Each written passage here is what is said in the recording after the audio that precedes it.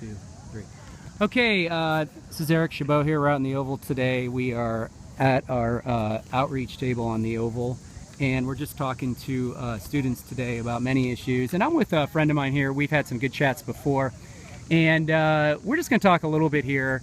I've got this lovely student today, and we've just been talking about God's existence, and so I'm going to ask her a few questions, and she's been willing to participate in this, and I really appreciate it.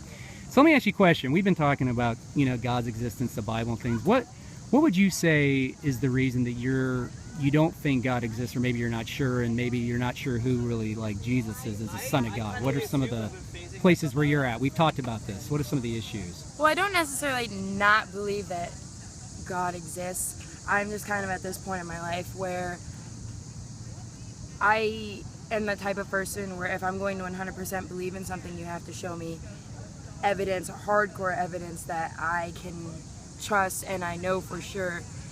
And you can't really do that with the existence of God, because that's kind of the point of God. You can't really prove him, but I also feel like you can't prove that he's not there. Okay.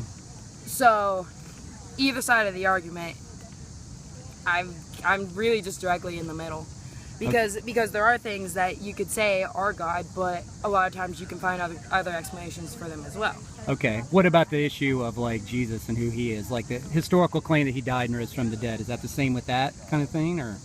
Well, I believe that there was a Jesus. I just don't know whether or not who claimed to be the Son of God, but I don't know if he actually was the Son of God, because I was not there.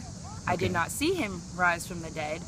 However, again, I was not there, so I can't say that he didn't. There's no empirical evidence showing that he did or didn't, at least from what I've seen. There could be evidence that he did, but I haven't seen it.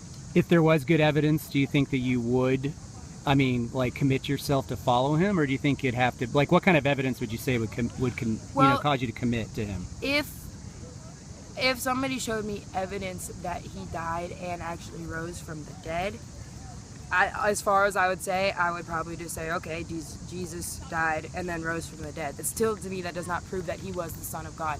Maybe it was some medical miracle or some other thing, but it's just, you have to prove every single thing to me for me to 100% jump on board. But I'm not discrediting it again.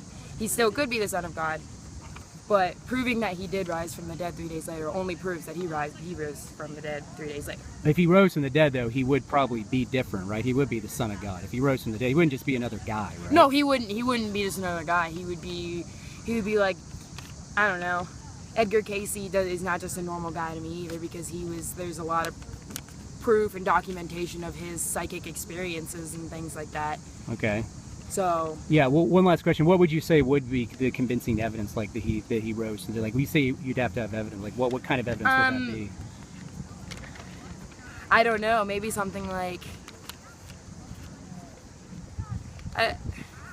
if they could somehow maybe test where he was buried and look at a record of some fossilized microbes he left behind and know that they were only there for 3 days and then they're gone, or something like that. Or they could see that somebody was buried there for 3 days and then wasn't buried there for 3 days. But then again, somebody could have just moved the body. So I don't really know if you can prove, right now you could prove that he was buried there for 3 days and then after 3 days he wasn't there, but that could have just been grave robbers, that could have been anything.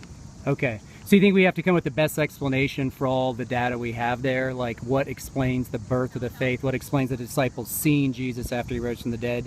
Using historical tests like documents, testimony of witnesses, things like that? Yeah, I guess, but then you also look at actual history books, and those are very biased, and you're taught a lot of things in school that aren't even true because they're biased, because that's how history is. The things that are written, whoever it's written by is going to be biased no matter what. You're only going to get one point of view from it. Okay. There's only one story written about that, really. So would you say the New Testament authors, or even if they record Jesus rising, that they're probably biased, so you can't trust them? Okay, interesting. All right, we'll wrap up there. Thanks for doing this. I appreciate it.